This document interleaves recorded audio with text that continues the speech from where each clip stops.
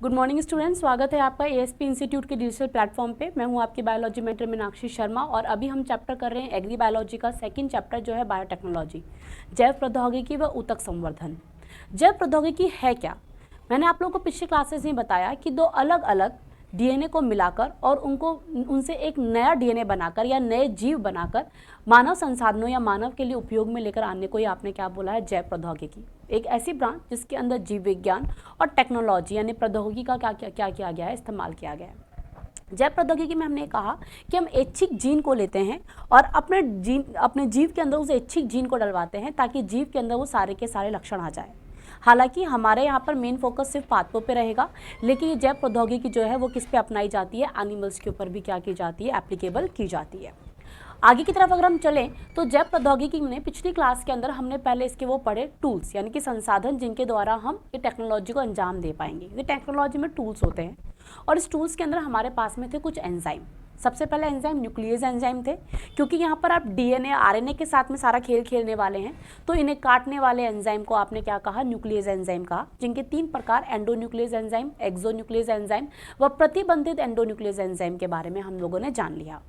अब जब हमारे पास में हमारी चाहत की या हमारी ऐच्छिक या हमारी डिज़ायरेबल जीन जब हमारे पास में होगी या डीएनए का वो खंड हमारे पास में होगा जिसमें हमारी ऐच्छिक जीन उपस्थित है, उसे हम वाहक के अंदर जोड़कर कहाँ भेजेंगे? अपनी होस्ट कोशिका यानी पोषक कोशिका के पास में भेजेंगे, जिसमें हमें उसे डलवाना है।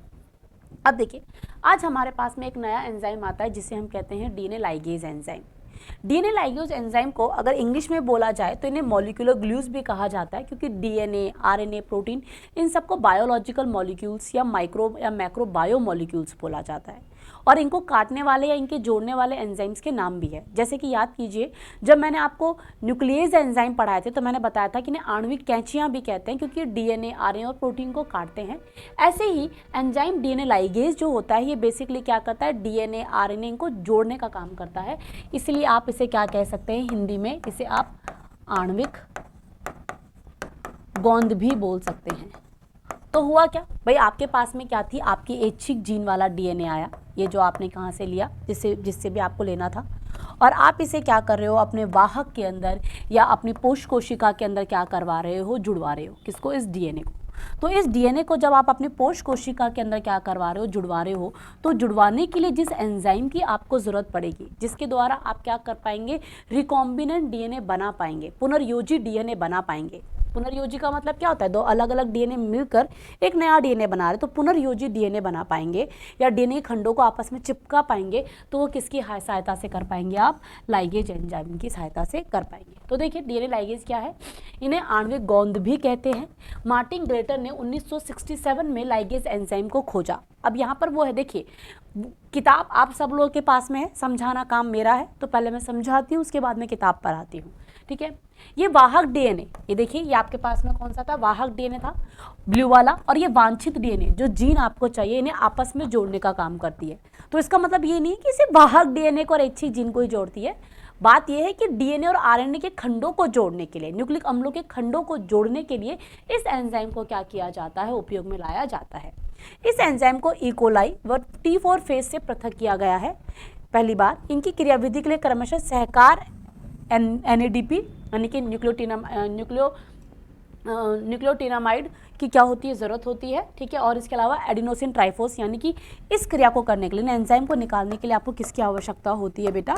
ऊर्जा की आवश्यकता होती है। अब देखिए, नेक्स्ट हमारे पास में कौन आता है? सुनिएगा, इसे अच्छे से समझने की कोशिश कीजिएगा।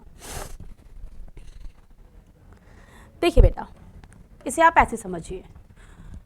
अब नेक्स्ट आपके पास में जो एंजाइम अभी आपने उसकी हेडिंग देखी, उसका नाम था डीएनए पॉलीमरेज एंजाइम। देखिए बेटा, पॉलीमरेज के नाम से ही आपको याद करना पड़ेगा, तो मैं आपको पहले पॉलीमरेज का मतलब समझा देती हूँ ताकि ये एंजाइम भी आपको समझ में आ जाएगा। देखिए बेटा, पॉलीमर का मतलब होता है विज्ञान के अंदर बहुलक, यानी बहुत सी चीज़ें जब आपस में जुड़ी हुई हो तो उन्हें हम बहुलक कहते हैं। पिछली क्लास के अंदर एग्री बायो में मैंने आपको डीएनए के बारे में कुछ चीज़ें बताई थी। हमने कहा था कि हमारी कोशिकाओं के पास में 2 प्रकार के क्या होते हैं? न्यूक्लिक अम्ल होते हैं। देखिए, अगर आप हर एक चीज़ को समझ के जाएंगे तो एग्जाम में कर पाएंगे। सिर्फ किताब को देख के रटना है तो उससे नहीं हो पाएगा, कुछ भी है नहीं है। तो आपके पास कौन उपस्थित है? न्यूक्लिक अम्ल है। और ये न्यूक्लिक अम्ल आपके पास में कितने प्रकार के थे? डीएनए व आरएनए। ये न्यूक्लिक अम्ल कोई छोटे छोटे अणु नहीं है, कि लंबी लंबी चेन रूपी संरचना है, यानी कि डीएनए और आरएनए आपके पास में कैसी है, लंबी चेन रूपी संरचना है। ये जो लंबी चेन रूपी संरचना होती है इसे हम क्या कह देते हैं, बहुलक। और मैंने आपको बताया भी था, जैसे कि फॉर एग्जांपल आप ले सकते हैं कोई मोतियों की माला आपके पास में हो, तो ये चेन रूपी संरचना है, तो ये एक बहुलक है, जिसके लिए एक अकेला मोती कैसे काम कर रहा है, एक एकलक इकाई के समान कार्य कर रहा है। यानी मोती जब आपस में जुड़ा तो उसने क्या बना दिया, ये चेन रूपी माला बना दी। ऐसे ही आपके डीएनए आरएनए चेन रूपी लंबी संरचना है, जिन्हें आप बहुलक कह सकते हैं। और इन बहुलकों की जो एक इकाई होती है उसे आप क्या कहते हैं, न्यूक्लियोटाइड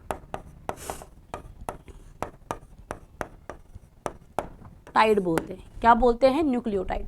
तो न्यूक्लियोटाइड वो इकाइयां हैं जो कि आपस में जुड़ती चली जाती है वह डीएनए आरएनए का निर्माण करती है। हालांकि डीएनए में से डीऑक्सीराइबोन्यूक्लियोटाइड और आरएनए में से राइबोन्यूक्लियोटाइड बोला जाता है, जिसे मैं पहले चैप्टर में बेसिक के अंदर बता चुकी हूँ। अब देखिए बेटा, होगा क्या, डीएनए पॉलीमरेज एंजाइम क्या करेगा, डीएनए पॉलीमरेज एंजाइम ये बहुलक इकाइयां डीएनए आरएनए बनाने में क्या करेगा, सहायता करेगा। डीएनए आरएनए बनाते समय मान लीजिए डीएनए का एक खंड आपको पता है, इसी के संपूरक आपको जब दूसरा खंड बनाना है तो न्यूक्लियोटाइडों को ये आपस में जुड़ाएगा जिससे बहुलक इकाइयां बन सके। तो ये बेसिकली क्या करता है, डीएनए पॉलीमरेज एंजाइम है, जो कि पॉलीमर यानी बहुलक के रूप में नए डीएनए का निर्माण करता है, जो कि चेन रूपी संरचना है जिसमें न्यूक्लियोटाइडों को आपस में लाकर क्या करेगा, जोड़ेगा। इसलिए इसे क्या कह दिया, क्योंकि डीएनए या आरएनए पॉलीमर संरचना बना रहा है, तो अगर डीएनए बनवा रहा है पॉलीमर संरचना तो इसे डीएनए पॉलीमरेज कह देंगे। अगर ये पॉलीमर संरचना में आरएनए बनवा रहा है तो उसे आरएनए पॉलीमरेज कह देते हैं। बस बात इतनी सी ही है। तो देखिए हम आते हैं डीएनए पॉलीमरेज के ऊपर। यह एंजाइम पुनर्योजन डीएनए क्या क्या बनवाएगा, प्रतिलिपियां बनाएगा। बिल्कुल सही बात है बेटा। ये देखिए, ये आपके पास में जो आपको इसमें नजर आ रही है, ये आपको नजर आ रही है ऐच्छिक जीन, बोलिए। और ये आपके पास में क्या है, आपके वाहक का डीएनए, प्लाज्मिड, ठीक है, कृत्रिम गुणसूत्र, कुछ भी हो सकते हैं। ये आपने लाइगेज एंजाइम के द्वारा इनको क्या करवा दिया, जुड़ा दिया, और जुड़ने के बाद में दो अलग अलग डीएनए बने, तो इससे आपके पास में पुनर्योजक वाहक बनकर, या पुनर्योजक डीएनए भी आप इसे कह सकते हो, बनकर तैयार हो गया। अब ये पुनर्योजक बन गया है, देखिए एक आपने बना लिया, बार बार इतनी मेहनत नहीं करनी है हमें कि हम वाहक को लेकर आए, जुड़वाएं, क्योंकि देखिए ये तो पुनर्योजी डीएनए है। मान लीजिए पुनर्योजी वाहक जो है वो कौन है, प्लाज्मिड है। कौन है, प्लाज्मिड। अब आप पुरानी क्लास में जाकर देखेंगे तो मैंने क्या कहा था, प्लाज्मिड जो होता है वह स्वयं प्रतिलिपिकरण कर सकता है, अपनी कॉपी खुद बना सकता है। तो अच्छी बात है ना, हम इसे छोड़ देंगे, ये अपनी कॉपी खुद बना लेगा। जब ये अपनी खुद की कॉपी बनाएगा तो इस ऐच्छिक जीन का जो खंड हमने डाला है उसकी भी कॉपी बन जाएगी। तो हम बार बार ऐच्छिक जीन लेकर आएँ, फिर उसे एंडोन्यूक्लियस एंजाइम की सहायता से तोड़ें, फिर उसे हम वाहक डीएनए को कटवाएं, फिर वाहक डीएनए को और इस ऐच्छिक जीन को जोड़े लाइगेज से, फिर हम आगे बढ़े। इससे अच्छा है हम एक बार बना दिया। अब प्लाज्मिड हमारे पास में वाहक बनकर तैयार हो गया, ये एक पुनर्योजी वाहक है, और इसकी क्या है, प्रकृति है कि ये बार बार क्या करता है, विभाजन करता है। तो सीधी सी बात है, हम इसे जिन न्यूक्लियोटाइड से बना है उस न्यूक्लियोटाइड के घोल में हम डाल देंगे। बोलो बात है, ये न्यूक्लियोटाइड डीएनए आरएनए को बनवाता है, ये डीएनए ही तो है, पुनर्योजक वाहक भी, और उस न्यूक्लियोटाइड के साथ में हम डीएनए पॉलीमरेज एंजाइम डाल देंगे। इसकी कॉपियां उन न्यूक्लियोटाइड को इस्तेमाल करके और इनके कोड को पढ़ के वो खुद ही बनवा देगा।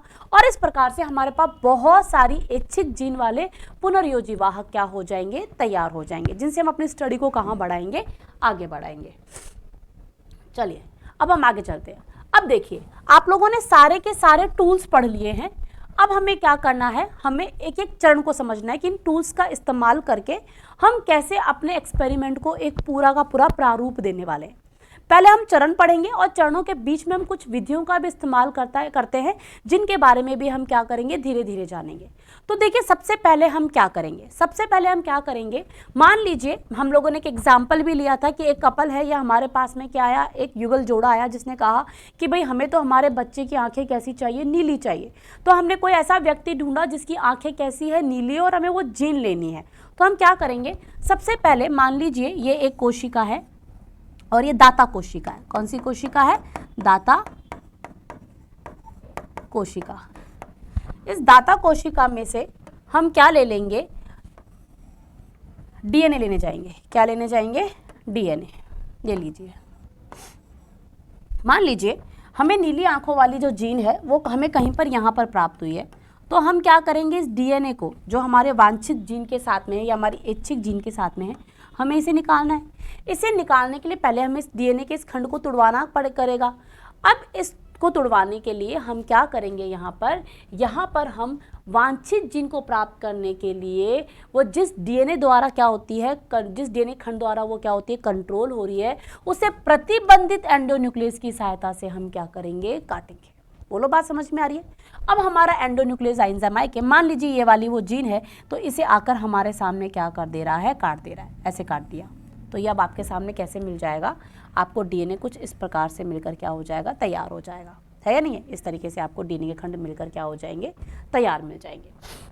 देखिए अगर ये बिल्कुल ऐसे प्रकार से काटे तो मान लीजिए मैंने आपको पिछली क्लास में बताया था, अगर आपको डीएनए के एक स्ट्रैंड का यानी एक तंतु पर नाइट्रोजन क्षारों का क्रम पता है तो दूसरे पे आप खुद बता सकते हो। और बेटा ये मैं आपको बता चुकी हूँ, ये चीज़ मैं आपको अच्छे से एक्सप्लेन कर चुकी हूँ फर्स्ट चैप्टर में, आप जाके देख लीजिए। तो आपको खुद को पता होना चाहिए कि देखिए आप यहाँ देखिए, अगर एक तरफ नाइट्रोजन क्षार G आता है तो दूसरा अपने आप C आता है, एक तरफ T आता है तो अपने आप A आता है, एक तरफ C है तो G आता है, एक तरफ T है तो A आता है। इस तरीके से होता है। तो अगर ये ऐसे छोड़ता है इसे A T G C C G T A, तब तो ये कैसे होते, ब्लंट एंड्स होते, यानी कि बिल्कुल छोर ऐसे होते जहाँ पर कुछ और नया न्यूक्लियोटाइड ही जो दोनों तरफ आके जोड़ना पड़ेगा। यहाँ पे मान लीजिए इसने ऐसे छोड़ा है, तो अब क्या होगा, इसके हिसाब से नया न्यूक्लियोटाइड टी वाला क्या कर दिया जाएगा, जोड़ दिया। तो ये चिपचिपे या फिर क्या कह सकते हैं, कठोर एंड भी छोड़ सकते हैं। एंडोन्यूक्लियस एंजाइम से हमने अपने दाता कोशिका के डीएनए में से जो ऐच्छिक जीन थी उसे क्या कर लिया, प्राप्त कर लिया। सबसे पहला चरण हमारे पास में ये होता है। चलिए दूसरा चरण आते हैं। अब दूसरे चरण के अंदर हम उपयुक्त वाहक का इस्तेमाल करेंगे। हालांकि आपने अभी तक वाहक के रूप में सिर्फ और सिर्फ प्लाज्मिड को पढ़ा है, लेकिन इसी चैप्टर में हम आपको और भी वाहक बताएंगे, जैसे कि कृत्रिम गुणसूत्र होते हैं, या आप क्या कह सकते हैं कृत्रिम ईस्ट जो कि कवक है उसके द्वारा भी वाहक बनाए जाते हैं। पर अभी हमने आपको सब कुछ नहीं बताया है, हम मानते हैं हमने प्लाज्मिड लिया। तो अब हम क्या करेंगे, उपयुक्त वाहक की तैयारी। उपयुक्त चरण में प्राप्त डीएनए के खंडों को बैक्टीरिया के प्लाज्मिड में क्या कर देंगे, समाकलित। तो ये लीजिए भाई, ये मेरे पास में कौन आ गई, ये मेरी ऐच्छिक जीन है, ये क्या है, ऐच्छिक जीन। और ये मेरे पास में क्या है, मेरे बैक्टीरिया का डीएनए है नहीं है। अब यहाँ पर क्या होगा, सबसे पहले डीएनए लाइगेज एंजाइम क्या करेगा, काम करेगा, और डीएनए लाइगेज एंजाइम क्या करके इनको जोड़ेंगे। तो अब इसके लिए क्या करना पड़ेगा, हमें हमारे वाहक का जो डीएनए है, वाहक का डीएनए उसमें से एक खंड खाली करना पड़ेगा कि नहीं करना पड़ेगा, बोलो, कर दिया। अब प्रत्येक चरण के अंदर हम हमारे वाहक के डीएनए के अंदर, किसके डीएनए के अंदर, वाहक डीएनए के अंदर, ये जो क्या है हमारे पास में हमारी ऐच्छिक जीन है, इस ऐच्छिक जीन को समाकलित कर देंगे और डीएनए लाइगेज जो एंजाइम है वो इन्हें जोड़ देगा। बस यही था, अभी भी हमने यही देखा। तो देखिए, उपयुक्त वाहक की तैयारी। उपयुक्त चरण में प्राप्त डीएनए के खंडों को बैक्टीरिया के प्लाज्मिड में समाकलित करने के लिए प्लाज्मिड को भी प्रतिबंधित एंडोन्यूक्लियस एंजाइम से हम बंधित करवाएंगे। सही बात है, हमने प्लाज्मिड लिया और इसको भी प्रतिबंधित न्यूक्लियोटाइड एंजाइम से कटवा दिया भाई, तभी तो वहां पे जगह बनेगी और हमारी ऐच्छिक जीन आके चिपकेगी।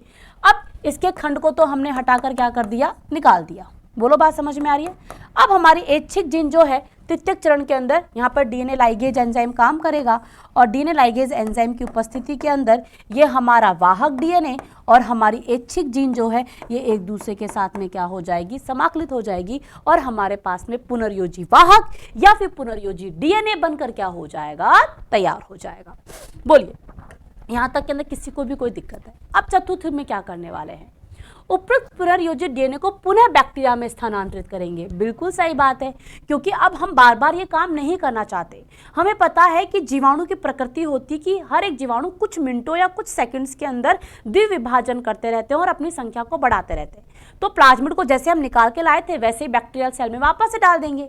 अब जब बैक्टीरिया विभाजन करेगा तो साथ ही साथ ये प्लाज्मिड विभाजन करेगा, क्योंकि प्लाज्मिड में तो स्व प्रतिलिपिकरण की क्या होती है, क्षमता होती है। तो सही बात है, चतुर्थ चरण में हम इस पुनर्योजित डीएनए को वापस से किस में डाल देंगे, बैक्टीरिया में डाल देंगे, ताकि ये बैक्टीरिया कोशिका के साथ में गुणन करता हुआ अपनी बहुत सारी क्या बना ले, प्रतियां बना ले, कॉपीज बना ले।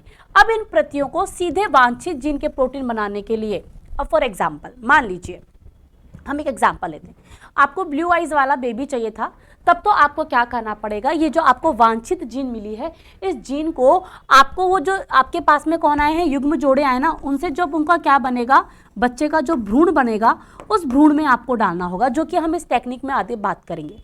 लेकिन मान लीजिए हमने ये सारी टेक्निक इंसुलिन बनाने के लिए करी है, डायबिटीज़ के इंजेक्शन हमें इंसुलिन बनानी है तो हमने उसके लिए करी है। ये हमारा जो डीएनए था जिससे हमने प्लाज्मिड लिया था, अब तक जो हम ये जो हमारा बैक्टीरिया था जिससे हमने प्लाज्मिड लिया था, वो अब तक इंसुलिन नहीं बनाता था क्योंकि उसके पास इंसुलिन की जीन ही नहीं थी। अब हमने किसी दाता से इंसुलिन की जीन ली, इस बैक्टीरिया के प्लाज्मिड में उसे डाला और इस प्लाज्मिड को वापस से हमने किस में डाल दिया, इस बैक्टीरिया में डाल दिया। तो जिस बैक्टीरिया के पास पहले इंसुलिन बनाने की जीन नहीं थी, अब उसके पास वो जीन आ गई है। अब जब ये बैक्टीरिया विभाजन कर रहा है तो वो जीन भी विभाजित कर रही है और अपना प्रभाव दिखाएगी, वो इंसुलिन का स्त्रवण करेगी और इस इंसुलिन को हम वहां से लेंगे और क्या करेंगे, मार्केट में भेजेंगे, औद्योगिक स्तर गए, या इसके द्वारा, या फिर हमने यही तो कहा, या फिर जो वांछित जीन हमारी आई है इसे हम जीव या पादप में स्थानांतरित करेंगे ताकि हम अपने ऐच्छिक लक्षणों वाले जीव या पादप क्या कर सके, प्राप्त कर सके। बोलो यहाँ तक की बात समझ में आई। और ऐसे पादपों को या ऐसे जीवों को जिनके जीन में आपने कुछ उलटफेर किए हैं, जिनके डीएनए के खंडों में आपने कुछ उलटफेर किए हैं, ऐसे जीवों को हम ट्रांसजेनिक जीव या ट्रांसजेनिक पादप कहते हैं। तो अगर आपसे कोई पूछ ले कि ट्रांसजेनिक जीव या ट्रांसजेनिक पादप क्या है, तो आप बोल सकते हैं कि डीएनए पुनर्योजन तकनीक के द्वारा किसी जीव के डीएनए के अंदर क्या करना, परिवर्तन करना, ऐच्छिक लक्षणों को लाने के लिए। और ऐसे ही जो पुनर्योजी डीएनए युक्त जो जीव होते हैं उन्हें हम कौन से जीव कह देते हैं, ट्रांसजेनिक जीव कह देते हैं। तो हम ऐच्छिक जीन का कुछ भी कर सकते हैं, इस जीवाणु को मल्टीप्लाई करने के लिए छोड़ सकते हैं ताकि ये हमारे जो हम ऐच्छिक प्रोडक्ट जैसे चाहते थे वो ये स्रवित करे और हमें मिल जाए, या फिर हमें जिस भी हमारे ग्राही में डलवाना है वहाँ पर डलवा सकते हैं और इस जीन के प्रभाव को उसमें देख सकते हैं। चलिए आगे की तरफ बढ़ते हैं। अब हमें कुछ ऐसी विधियाँ पढ़नी पड़ेगी, ठीक है, जेल इलेक्ट्रोफोरेसिस या कुछ ऐसी विधियाँ हैं जिसके द्वारा हम अपनी इस टेक्निक को, बायोटेक्नोलॉजी टेक्निक को क्या करते हैं, पूरा करते हैं। सुनिएगा इन टेक्निक्स को बहुत अच्छे से। चलिए, सबसे पहले हमने क्या कहा आप लोगों को कि प्रथम चरण आपके पास में था किसका, जैव, एक मिनट,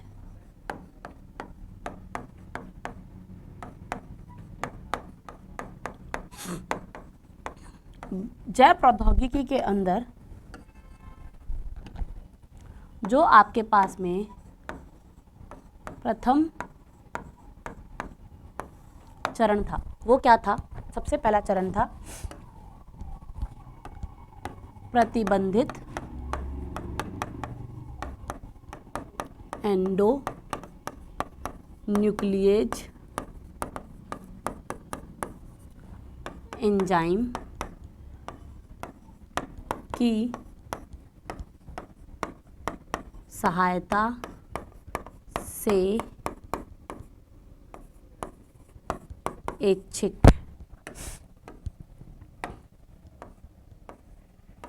ऐच्छिक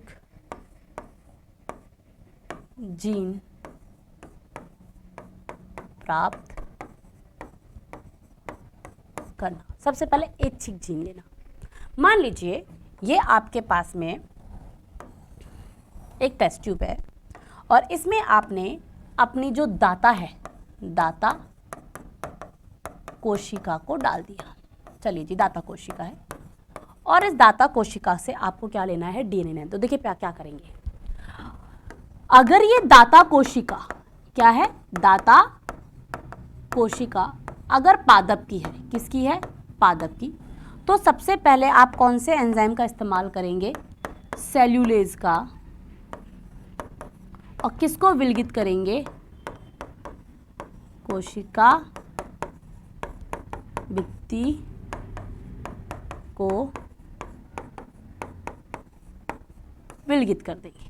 बोलो बात समझ में आई है, क्योंकि उसके चारों तरफ कोशिका भित्ति होगी तभी तो हम कोशिका के अंदर प्रवेश करेंगे। इसके बाद में हम क्या करेंगे, अगर ये जंतु कोशिका है, कौन सी कोशिका है, जंतु, तो सबसे पहले सेल मेम्ब्रेन मिलेगी, इसमें भी सेल मेम्ब्रेन मिलेगी आगे जाकर, तो इसे लिपोप्रोटीएज एंजाइम की सहायता से सबसे पहले हम इस कोशिका को खोलेंगे। बोलो बात समझ में आई। अब कोशिका के केंद्रक के अंदर कौन रखा हुआ है? डीएनए रखा हुआ है, हमारा वांछित डीएनए। इस वांछित डीएनए के ऊपर हम कौन सा एंजाइम छोड़ेंगे? प्रतिबंधित एंडोन्यूक्लियस एंजाइम्स को छोड़ देंगे।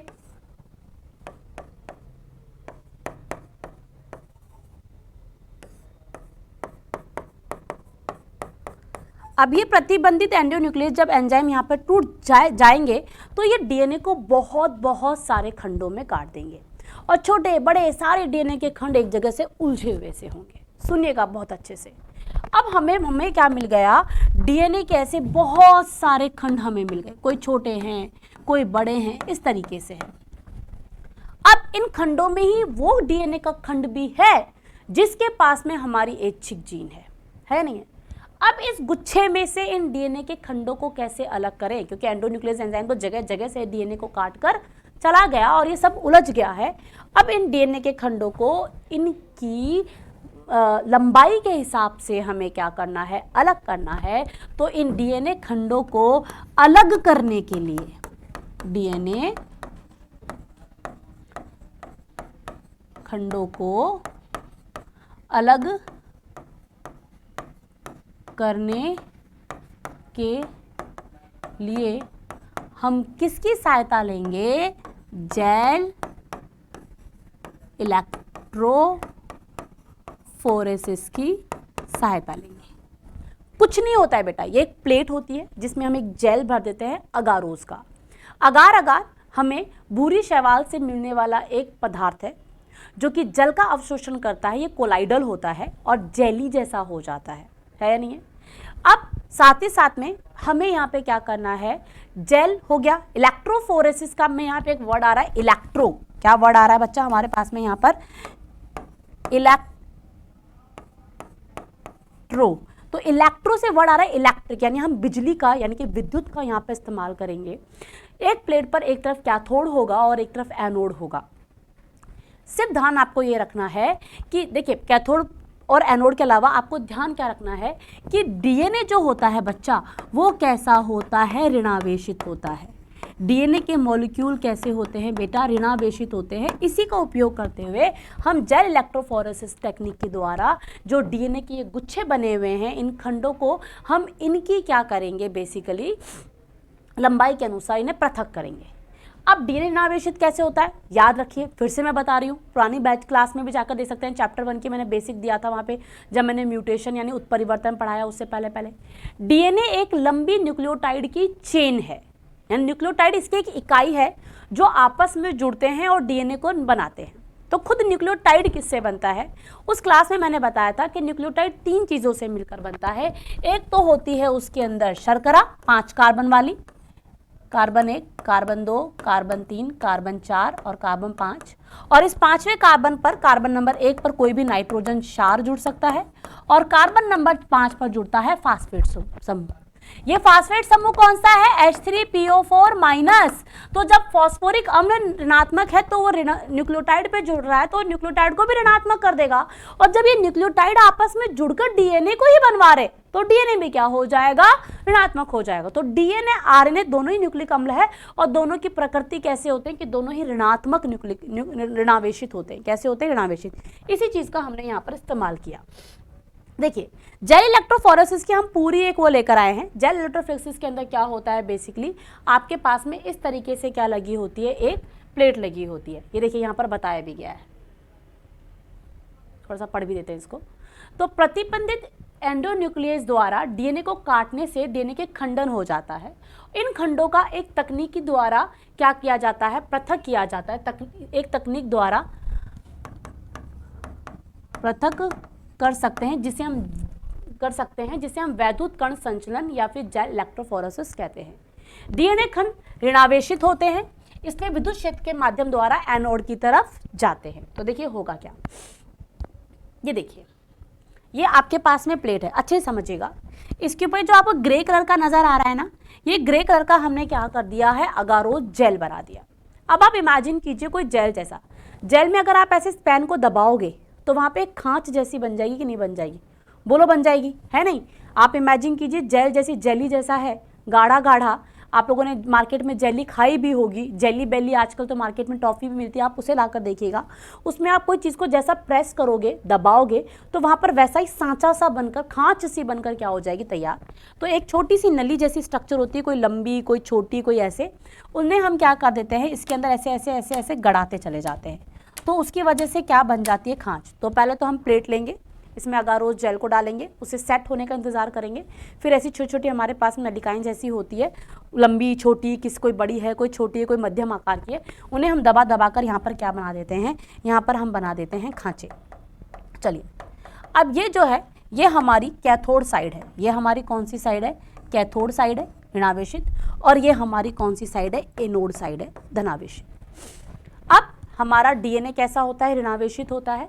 तो हम डीएनए के गुच्छे को, जो हमारा डीएनए है उसके गुच्छे को हम, जो हमें किससे मिला था, प्रतिबंधित एंजाइम के तोड़ने से मिला है, उसे हम कहाँ डाल देंगे, कैथोड पे डाल देंगे और विद्युत आवेश देंगे। अब डीएनए के जो कण है वो कैसे ऋणावेशित है, इधर कौन सा आवेश उत्पन्न हो रहा है, इधर धनावेश उत्पन्न हो रहा है। तो ये डीएनए के खंड अपने आप धनावेश से ऋणावेश की ओर, सॉरी, ऋणावेश से धनावेश की ओर क्या करना चालू कर देंगे, गति करना प्रारंभ कर देंगे। जब ये गति करेंगे तो सोचे ना, बहुत सारे लोगों को भगाया जाए तो बीच में खड्डे खोदे तो उसमें फंस जाएंगे कि नहीं, तो बस ऐसा ही होता है। जिसकी जो डीएनए का खंड जिस नाप का होगा वो उस खड्डे में फंस जाएगा। तो देखिए, जो डीएनए के खंड छोटे होंगे, वो साइज में हल्के होंगे, तो वो आगे तक चल जाएंगे। इसलिए जो खांचे, छोटी खांचे हैं वो हम इस तरफ बनाते हैं, एनोड की तरफ। बड़ी खांचे हम इधर बनाते हैं क्योंकि भार की वजह से वो ज़्यादा आगे तक नहीं जा सकते। तो जिस डीएनए खंड की जितनी लंबाई होगी वो उस खांच में क्या है, फंसता चला जाएगा। और जो यहाँ पे गुच्छा था पहले, वो अब अलग अलग खंडों में क्या हो जाएगा, अपने आप अलग हो जाएगा। अब हम यहाँ से अपनी ऐच्छिक जीन निकाल लेंगे, यानी ऐच्छिक जीन रखने वाले डीएनए के खंड को निकाल लेंगे। कैसे पता चलेगा, भैया वैज्ञानिक हो, आप ये एक्सपेरिमेंट कर रहे हो, आपको पता है कि इस जीन के अंदर ये नाइट्रोजन क्षार का क्रम है, ये स्टडी ऑलरेडी वैज्ञानिक करके रखते हैं। जब आप रिसर्च में जाएंगे तो आपको ये पता होगा, और वहाँ से आप ऐच्छिक जीन को ले लेंगे। ऐच्छिक जीन को लेकर, ठीक है, एक दूसरी प्लेट के ऊपर रखा जाएगा और इस प्रक्रिया को ब्लॉटिंग बोला जाएगा। क्या बोला जाएगा, ब्लॉटिंग। ठीक है, तो देखिए बेटा क्या होता है इस टेक्निक के अंदर, है ना। तो डीएनए खंड ऋणावेशित अणु होते हैं, इसलिए विद्युत क्षेत्र के माध्यम द्वारा एनोड की तरफ जाते हैं। आजकल बहुत ही सामान्य रूप से उपयोग किए जाने वाला माध्यम एगारोस, जो कि समुद्री घास से निकाला गया है, एक प्राकृतिक बहुलक है ना। डीएनए खंडों को अगारोस जेल की छलनी प्रभाव द्वारा अनेक आकार व आवेश के अनुसार अलग अलग करते हैं। इस कारण खंड जितने छोटे आकार के होंगे वो उतने ही अधिक दूर तक जाएंगे। बिल्कुल सही बात है, मैंने यहाँ पर बताया भी अभी आपको कि जितने खंड छोटे होंगे वो उतनी ही दूर तक आएंगे कैथोड से एनोड की तरफ, राइट। एक ही चीज बता के हम इथिडियम ब्रोमाइड से, अब जब ये इस तरीके से क्या हो जाएंगे, एक खंड एक दूसरे से अलग हो जाएंगे, तो हम इसके ऊपर एक इथिडियम ब्रोमाइड आता है बेटा सॉल्यूशन, उसका छिड़काव कर देते हैं। छिड़काव करने के बाद में हम उस पर अल्ट्रावायलेट रेडिएशन डालते हैं। सीधा संपर्क इसका हमारे कंप्यूटर से रहता है। हमारे कंप्यूटर में नारंगी रंग के से बैंड बनकर तैयार हो जाते हैं जो डीएनए के एक एक खंड को दर्शा रहे होते हैं। तो इन डीएनए खंडों को देखने के लिए डीएनए को इथिडियम ब्रोमाइड नामक यौगिक से अभिरंजित करा जाता है व उन पर पराबैंगनी किरणों को आवृत किया जाता है।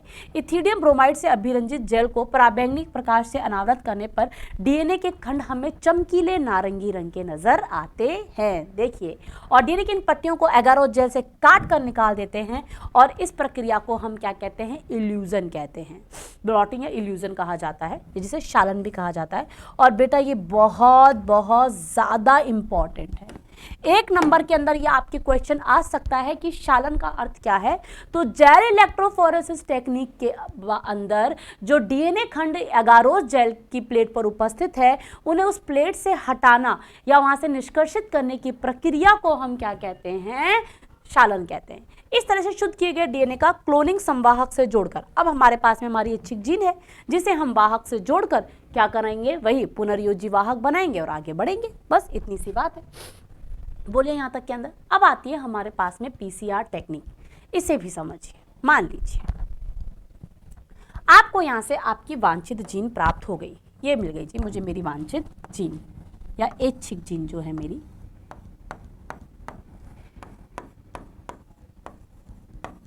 ऐच्छिक जीन युक्त डीएनए का मिल गया। अब इस ऐच्छिक जीन युक्त डीएनए के जो खंड है इसकी हमें क्या बनवानी है, मान लीजिए हमें मिला, अब हमें लगता है कि हम अपने वाहक में जब इसे डालें तो कहीं कुछ गड़बड़ी, वैसे भाई एक्सपेरिमेंट है, मल्टीपल टाइम किए जाते हैं, कहीं ख़राब ना हो जाए, या फिर हमने वाहक में भी इसे डाल दिया, अब इस जीन की हम बहुत सारी कॉपी में मार्केट में हमें देना है तो हम चाहते हैं कि हम बहुत सारे ऐसे इसके जैसे जीवाणु बना ले, भाई इंसुलिन मान लो, इंसुलिन बना रहे हैं, हमने एक जीवाणु बना लिया, हम उससे क्या करवा रहे हैं, बहुत सारी विभाजन करवा के बढ़वा रहे हैं, लेकिन हम चाहते हैं कि ऐच्छिक जीन अगर हमसे खो गई तो क्या होगा, तो हम इसकी बहुत बहुत बहुत सारी क्या बनवाना चाहते हैं, कॉपियाँ बनवाना चाहते हैं। हालांकि इसकी कॉपी बनाने के लिए आप जिस तकनीक का इस्तेमाल करेंगे वो बात अलग है, लेकिन ये कॉपी कब बना सकेगा, ये इसको कॉपी बनाने के लिए आप जो टेक्निक के अंदर टेक्निक इस्तेमाल कर रहे हो ना, वो आप डीएनए प्रतिलिपिकरण की करोगे। यानी कि आप कुछ ऐसी संभावनाओं को विकसित करोगे जिसकी वजह से ये जो जीन है, जीन क्या है, डीएनए का एक खंड है, ये डीएनए अपनी जैसी बहुत सारी असंख्य क्या बना ले, कॉपियां बना ले, ताकि इस ऐच्छिक जीन की आपके पास में बहुत सारी प्रतिलिपियां या कॉपियां हों। ये सारे संसाधन आप जिस टेक्निक के अंतर्गत दोगे उसे पीसीआर टेक्निक कहा जाएगा, लेकिन पीसीआर टेक्निक में जिस सिस्टम का, या आप कह सकते हैं जिस कैरेक्टर का, लक्षण का प्रयोग कर रहे हैं, जिसके द्वारा डीएनए अपनी बहुत सारी प्रतिलिपियां बनाएगा, ये ऐच्छिक जीन डीएनए ही है, अपनी बहुत सारी प्रतिलिपियां बनाएगा, वो किसके द्वारा बनाएगा, डीएनए प्रतिलिपिकरण के द्वारा। याद कीजिए, मैंने आपको डीएनए प्रतिलिपिकरण बताया भी है, सुन लीजिएगा वापस से।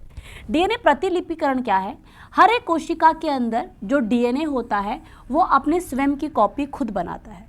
डीएनए प्रतिलिपिकरण के दौरान डीएनए के दोनों खंड एक दूसरे से अलग हो जाते हैं और इन पर जो भी नाइट्रोजन क्षार के क्रम होते हैं, मान लीजिए यहाँ पर था ए तो इसका संपूरक टी होता है, यहाँ था जी तो इसका सी है तो इसका जी, इसका टी है तो इसका ए। इन नाइट्रोजन क्षारों के क्रम को पढ़कर ही इनके ऊपर क्या बनता है, नया डीएनए बन जाता है। जैसे कि ये डीएनए बनेगा तो इधर आएगा टी सी जी ए जी सी टी। तो देखिए इस प्रकार क्या होता है, अगर आप डीएनए के दो खंड है तो आप दोनों खंडों को अलग कीजिए और उसके ऊपर क्या बन जाता है, नया डीएनए।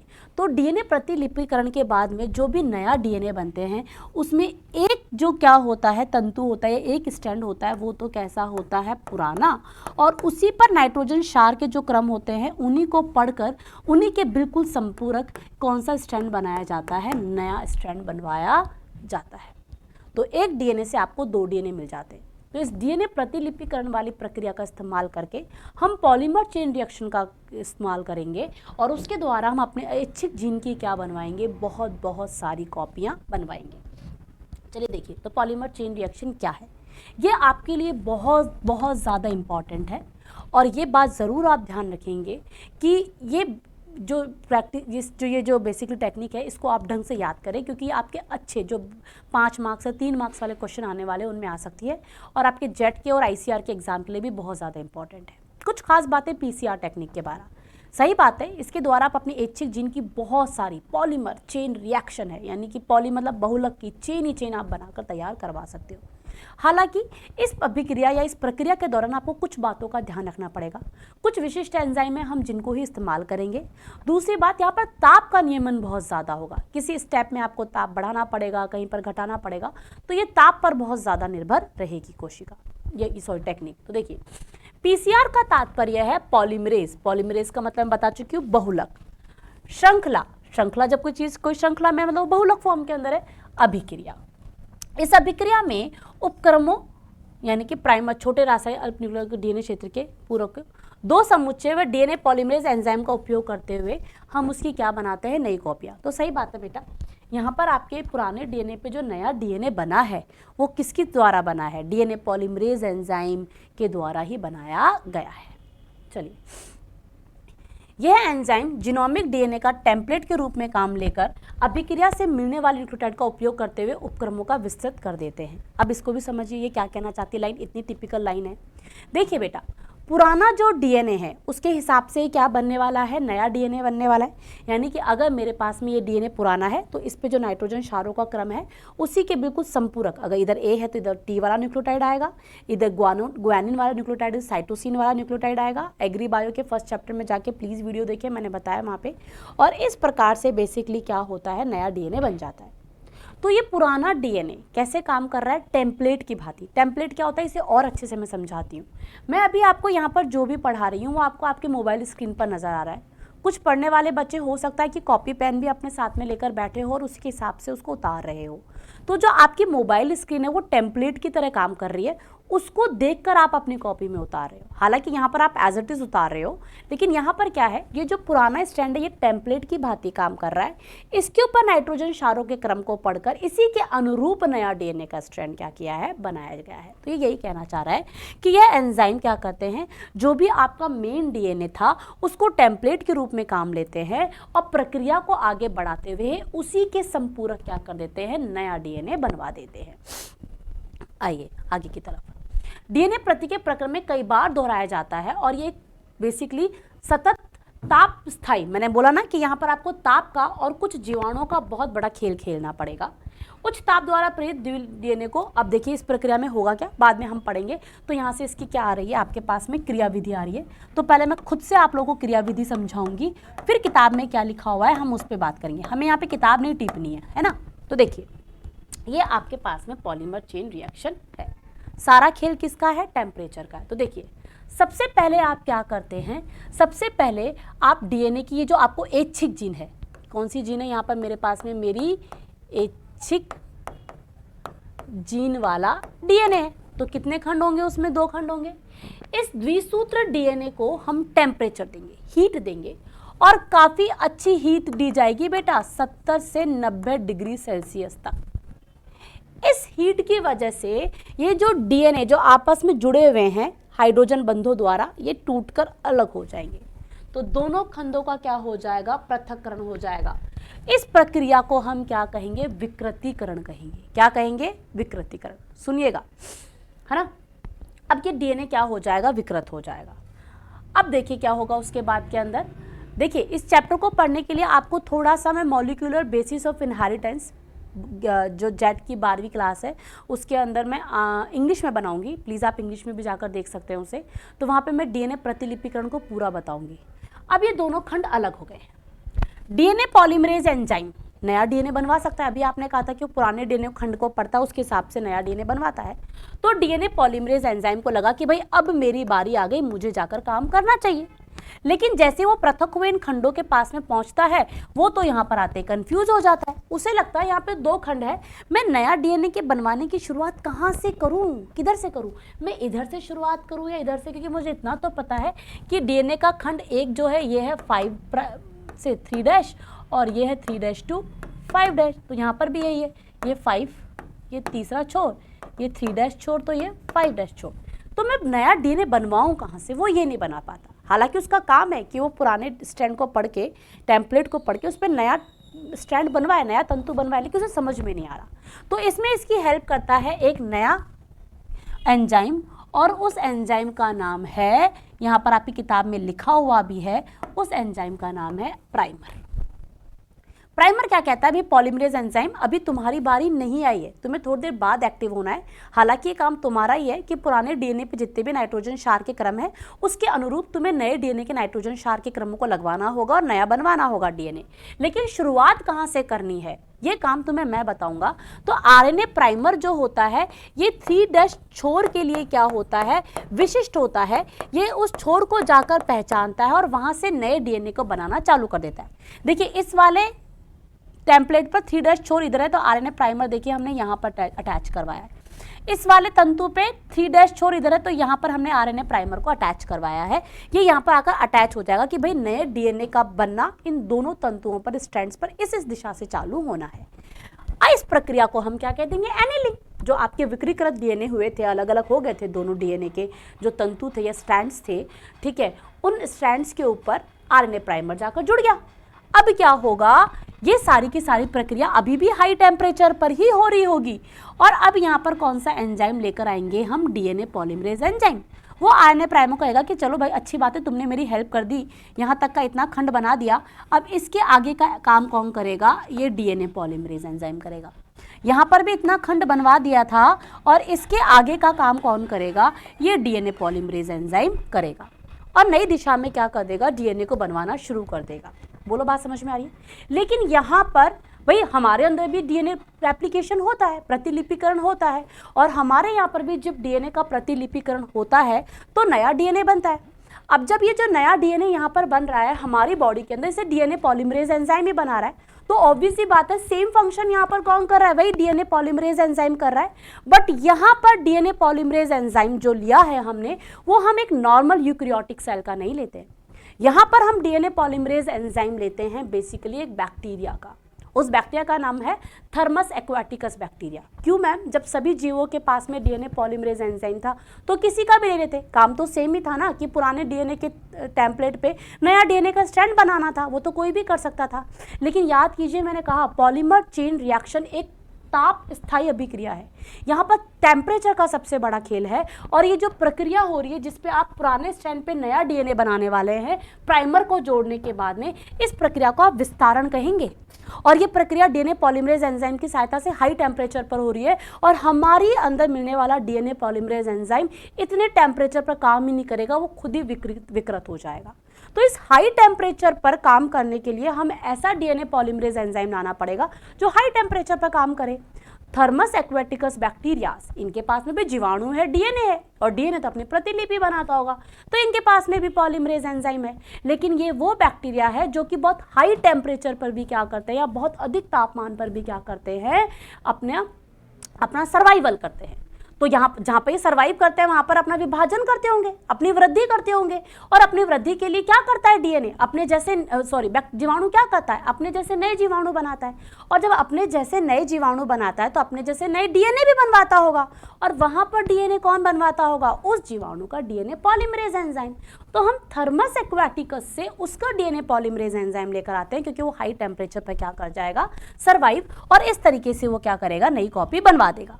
अब ये डीएनए पॉलीमरेज एंजाइम ऐसे काम कर रहा है, इसको हम एक बार दो बार ऐसे 30-40 चक्र चलाते रहते हैं, और आखिरी में जाकर हमें कम से कम सोचिए, आपकी ऐच्छिक जीन जो आपके पास में सिर्फ एक मिली थी, उसकी 10 लाख, आप जितनी चाहें और साइकिल को आगे चलवाइए, 20 लाख 25 लाख आप उसकी क्या बना सकते हैं, कॉपीज बना सकते हैं। ठीक है, यही हमने यहाँ पर किया। तो देखिए, उच्च तापमान पर प्रेरित द्विलड़ीय यानी कि द्विसूत्रीय डीएनए को आप सबसे पहले क्या करते हैं, विकृत करते हैं, डीनेचुरेशन हो जाएगा, डीएनए के दोनों स्ट्रैंड्स के बीच में मिलने वाले हाइड्रोजन बॉन्ड्स यहाँ पर टूट जाएंगे। और इसके बाद के अंदर आप बेसिकली क्या करेंगे, सबसे पहले एनिलिंग करेंगे, क्योंकि कहाँ से शुरुआत करनी थी काम की ये डीएनए पॉलीमरेज को नहीं पता था। तो आरएनए प्राइमर बताएगा कि 3' छोर से नए डीएनए का बनना स्टार्ट करना है। Then DNA polymerase enzyme activate होगा, वो नया डीएनए बनवाएगा, और इस कॉपी से हमारे पास में डीएनए की बहुत सारी कॉपीज बनकर तैयार हो जाएगी। तो अब आप बायोटेक्नोलॉजी का बेसिक जान चुके हैं। बायो जिसमें लाइफ है, और टेक्नोलॉजी का इस्तेमाल करके आप डीएनए या जीन्स में कुछ ऐसे चेंजेस कर रहे हैं जिसके थ्रू आप नए ऑर्गेनिजम्स बना रहे हैं। ये नए ऑर्गेनिज्म हम किसी के लिए नहीं बना रहे, मैंने फिर से कहा human beings are very selfish. तो ये सारे चेंजेस हम किसके लिए कर रहे हैं, अपने वेलफेयर के लिए कर रहे हैं। हमें इंसुलिन बनाना है, या फिर हमें ट्रांसजेनिक पादप बनाने हैं, हमें जंतु बनाने हैं, उनके डीएनए में फेर बदल करके हम कुछ नई चीज़ें बना रहे हैं। इनके लिए जिन टूल्स का आप इस्तेमाल करेंगे उसमें आपने एंडोन्यूक्लियस एंजाइम को पढ़ा, न्यूक्लियस एंजाइम को पढ़ा, जिसके हम तीनों टाइप पढ़ चुके हैं, एक्सोन्यूक्लियस, एंडोन्यूक्लियस और प्रतिबंधित एंडोन्यूक्लियस। इन्हें हमने ये भी बता दिया कि इन्हें आणविक कैंचियाँ कहा जाता है, क्योंकि डीएनए आरएनए को काटेंगे। अब इन काटे हुए ऐच्छिक डीएनए को हम एक वाहक के द्वारा पहुंचाना है दाता ग्राही कोशिका के अंदर, क्योंकि हमने दाता से डीएनए को ले लिया है, या इस डीएनए से बनने वाले पदार्थ को हमें प्राप्त करना है, तो हम इसे वाहक में डालेंगे। अभी तक हमने वाहक के रूप में सिर्फ प्लाज्मिड को पढ़ा है, जो कि अक्सर प्रोकैरियोटिक कोशिकाओं में पाया जाने वाला एक अतिरिक्त गुणसूत्रीय पदार्थ है, जो अपनी खुद की प्रतिलिपियां बना सकता है। हम उस वाहक को लेंगे, उसे भी रिस्ट्रिक्शन एंडोन्यूक्लियस एंजाइम से कटवाएंगे। चलिए, कटवा दिया, वाहक हमारे पास में आ गया। अब दोनों डीएनए को, जो हमारा ऐच्छिक डीएनए है और हमारे वाहक डीएनए जो प्लाज्मिड के रूप में प्राप्त हुआ है हमें, उसको हम जुड़वाएंगे डीएनए लाइगेज से। इसके द्वारा हमारे पास पुनर्योजी बन जाएगा। और ये सारे काम करने में हमें जिन 2 टेक्निक्स ने और हेल्प करी, उनमें हमने एक जेल इलेक्ट्रोफोरेसिस को पढ़ा, और दूसरा हमने किसको पढ़ा, पीसीआर टेक्निक को। जेल इलेक्ट्रोफोरेसिस के सहायता से हम डीएनए के खंडों को क्या कर रहे हैं, अलग अलग कर रहे हैं। और पीसीआर टेक्निक के सहायता से जेल इलेक्ट्रोफोरेसिस के बाद जो हमें हमारी ऐच्छिक जीन प्राप्त हुई है उसकी बहुत सारी हमने क्या बना ली है, प्रतिलिपियां बना ली है। अब नेक्स्ट क्लास के अंदर हम क्या शुरू करेंगे, नेक्स्ट क्लास में हम शुरू करेंगे ट्रांसजेनिक प्लांट्स या ट्रांसजेनिक एनिमल्स। कैसे बनाएंगे, इस टेक्निक का थोड़ा बहुत मुआयना हम ले चुके हैं। अब कैसे इस ऐच्छिक जीन को हम अपने जो ग्राही है उसके अंदर डलवाएंगे, ये तरीके पढ़ेंगे। ट्रांसजेनिक पादप क्या है, जंतु क्या है, ये पढ़ेंगे। और फिर हम ऊतक संवर्धन विधि के बारे में जानेंगे। तो तब तक के लिए बने रहें।